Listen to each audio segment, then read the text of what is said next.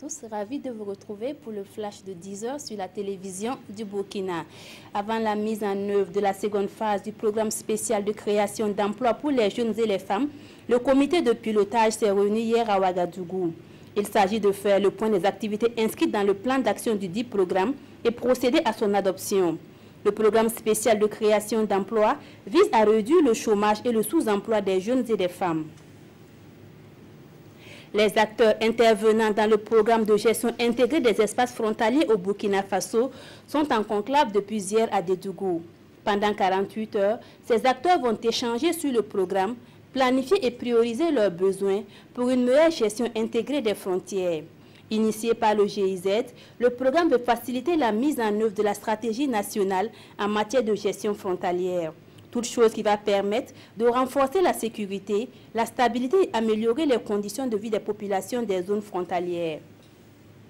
Les fidèles musulmans du Burkina Faso, du Togo et du Niger veulent lutter contre la montée de l'extrémisme religieux. Réunis à Fadangourma, ces fidèles ont acquis des connaissances visant à améliorer leur connaissance de l'islam et du Saint-Coran. Initié par le mouvement sunnite de la région de l'Est, ce séminaire s'est tenu sous le thème « Islamisme et extrémisme religieux ». La polémique sur le retard de livraison des nouvelles cartes d'électeurs empoisonne les derniers jours de la campagne des législatives au Sénégal. Ces nouvelles cartes, qui sont aussi cartes d'identité biométrique et permis de conduire, n'ont été livrées qu'à 70%. La campagne électorale ouverte le 9 juillet s'achève ce vendredi.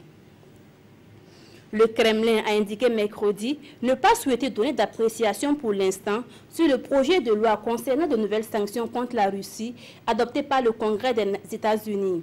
Voté par la Chambre basse du Congrès américain, le projet de loi qui doit encore être adopté par le Sénat inclut des sanctions non seulement contre la Russie mais aussi contre l'Iran et la Corée du Nord. La diplomatie russe a déjà dénoncé ce projet de loi voté aux États-Unis. Le vice-ministre des Affaires étrangères assurant que ces actes ne resteront pas sans réponse. Voilà pour ce flash. Merci de l'avoir suivi. L'information revient à 13h avec Godefroy Bazier.